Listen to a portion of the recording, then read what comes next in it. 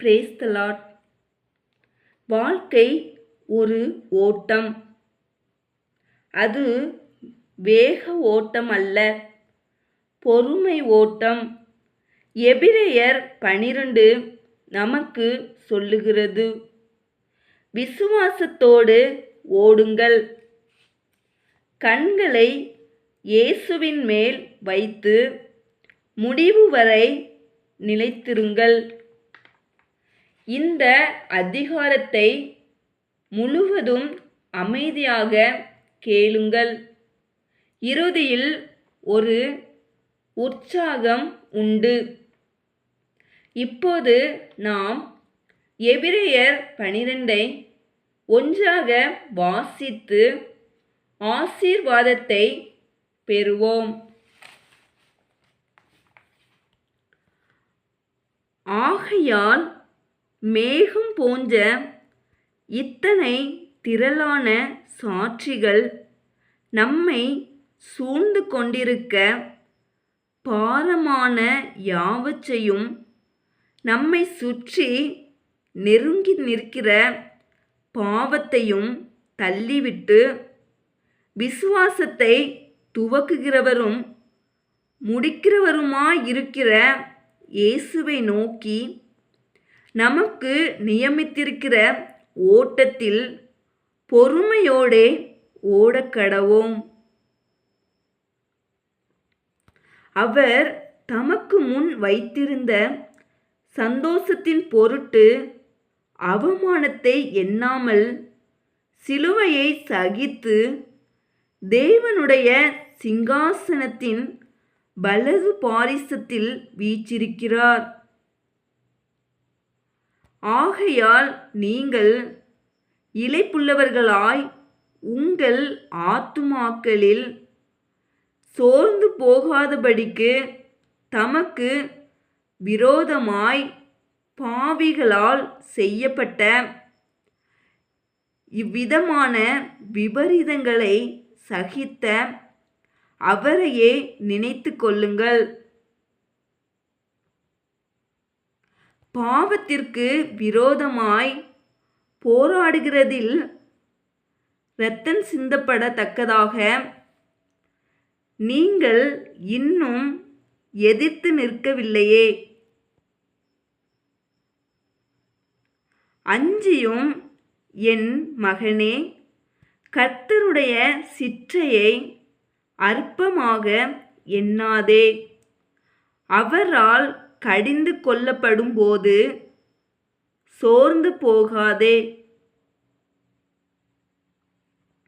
கர்த்தர் எவனிடத்தில் அன்பு கூறுகிறாரோ அவனை அவர் சிற்றித்து தாம் சேர்த்து கொள்ளுகிற எந்த மகனையும் தண்டிக்கிறார் என்று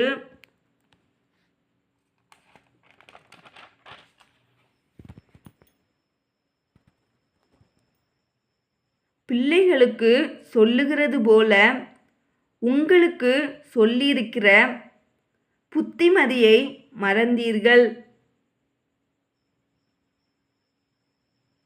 நீங்கள் சிற்றையை சகிக்கிறவர்களாயிருந்தால் தேவன் உங்களை புத்திரராக எண்ணி நடத்துகிறார்.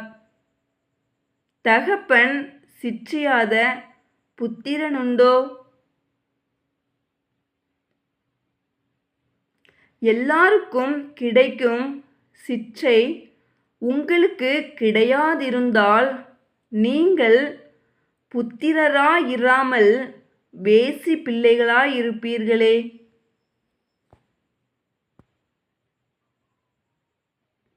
அன்றியும் நம்முடைய சரீரத்தின் தகப்பன்மார்கள் நம்மை சிற்றிக்கும்போது அவர்களுக்கு நாம் அஞ்சி நடந்திருக்க, நாம் பிழைக்கத்தக்கதாக ஆவிகளின் பிதாவுக்கு வெகு அதிகமாய் அடங்கி நடக்க வேண்டுமல்லவா? அவர்கள் தங்களுக்கு நலமென்று தோன்றினபடி கொஞ்ச காலம் சிற்றித்தார்கள்.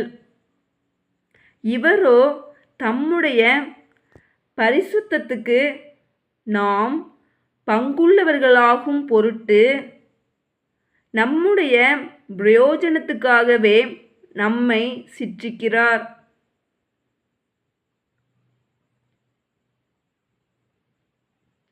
எந்த சிற்றையும் தற்காலத்தில் சந்தோஷமாய் காணாமல் துக்கமாய் காணும்.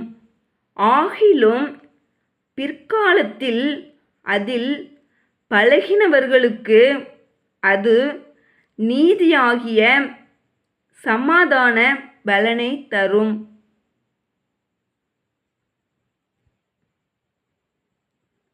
ஆகையினால் நெகிழ்ந்த கைகளையும் தளர்ந்த முழங்கால்களையும் நீங்கள் திரும்ப நிமிர்த்தி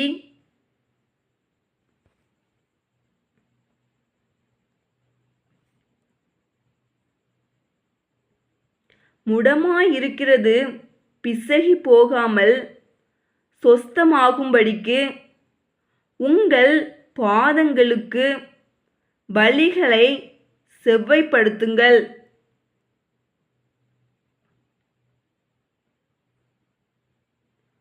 யாவரோடும் சமாதானமாயிருக்கவும் பரிசுத்தமுள்ளவர்களாயிருக்கவும் நாடுங்கள்.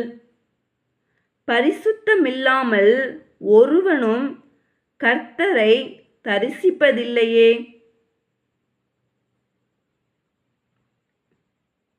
ஒருவனும் தேவனுடைய கிருபையை இழந்து போகாதபடிக்கும் யாதொரு கசப்பான வேர் முளைத்தெலும்பி கலக்கமுண்டாக்கிறதினால் அநேகர் தீட்டுப்படாதபடிக்கும்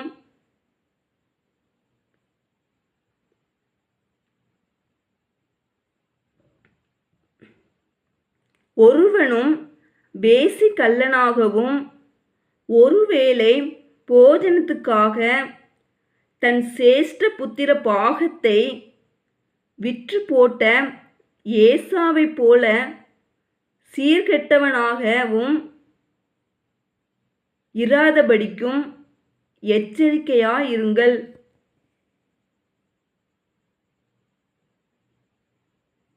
ஏனென்றால் பிற்பாடு அவன் ஆசீர்வாதத்தை சுதந்தரித்து கொள்ள விரும்பியும் ஆகாதவனென்று தள்ளப்பட்டதை அறிவீர்கள். அவன் கண்ணீர் விட்டு கவலையோடே தேடியும் மனம் மாறுதலை காணாமற் போனான்.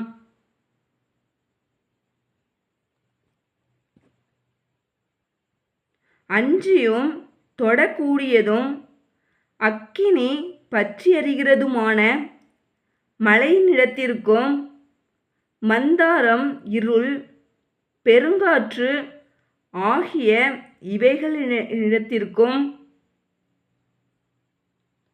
எக்கால முழக்கத்தினிடத்திற்கும் வார்த்தைகளுடைய சத்தத்தினிடத்திற்கும் நீங்கள் வந்து சேரவில்லை. அந்த சத்தத்தை கேட்டவர்கள் பின்னும் தங்களுக்கு வார்த்தை சொல்லப்படாதபடிக்கு வேண்டிக் கொண்டார்கள். ஏனெனில் ஒரு மிருகமாகிலும் மலையை தொட்டால் அது கல்லெறியுண்டு அல்லது அம்பினால் எய்யுண்டு சாக வேண்டுமென்று சொல்லப்பட்ட கட்டளையை சகிக்க மாட்டாதிருந்தார்கள். மோசேயும் நான் மிகவும் பயந்து நடுங்குகிறேன் என்று சொல்லத்தக்கதாக அந்த காட்சி அவ்வளவு பயங்கரமாயிருந்தது. நீங்களோ சீயோன் மலையினிடத்திற்கும் ஜீவனுள்ள தேவனுடைய நகரமாகிய பரம எருசலேமினிடத்திற்கும் 1000-10,000 தேவதூதர்களினிடத்திற்கும் பரலோகத்தில் பேரெழுதியிருக்கிற முதற் பேரானவர்களின் சர்வ சங்கமாகிய சபையினிடத்திற்கும் யாவருக்கும் நியாயாதிபதியாகிய தேவனிடத்திற்கும் பூரணராக்கப்பட்ட நீதிமான்களுடைய ஆவிகளினிடத்திற்கும் புது உடன்படிக்கையின் மத்தியஸ்தராகிய இயேசுவினிடத்திற்கும் ஆபேலுடைய இரத்தம் பேசினதை பார்க்கிலும் நன்மையானவைகளை பேசுகிற இரத்தமாகிய தெளிக்கப்படும் இரத்தத்தினிடத்திற்கும் வந்து சேர்ந்தீர்கள். பேசுகிறவருக்கு நீங்கள் செவி கொடுக்க மாட்டோமென்று விலகாதபடி எச்சரிக்கையாயிருங்கள். ஏனெனில் பூமியிலே பேசினவருக்கு செவி கொடுக்க மாட்டோமென்று விலகினவர்கள் தப்பி போகாமலிருக்க பரலோகத்திலிருந்து பேசுகிறவரை நாம் விட்டு விலகினால் எப்படி தப்பி போவோம்? அவருடைய சத்தம் அப்பொழுது பூமியை அசைய பண்ணிற்று. இன்னும் ஒரு தரம் நான் பூமியை மாத்திரமல்ல வானத்தையும் அசைய பண்ணுவேன் என்று இப்பொழுது வாக்குத்தத்தம் செய்திருக்கிறார். இன்னும் ஒரு தரம் என்கிற சொல்லானது அசையாதவைகள்,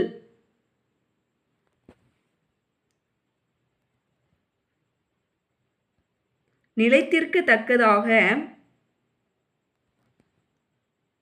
அசை உள்ளவைகள் உண்டாக்கப்பட்டவைகள் போல் மாறிப்போம் என்பதை குறிக்கிறது.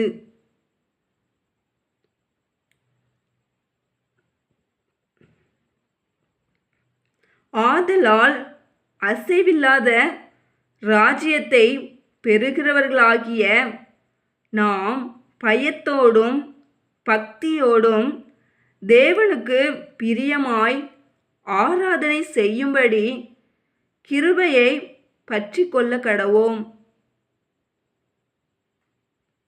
நம்முடைய தேவன் பட்சிக்கிற அக்கினியாயிருக்கிறாரே.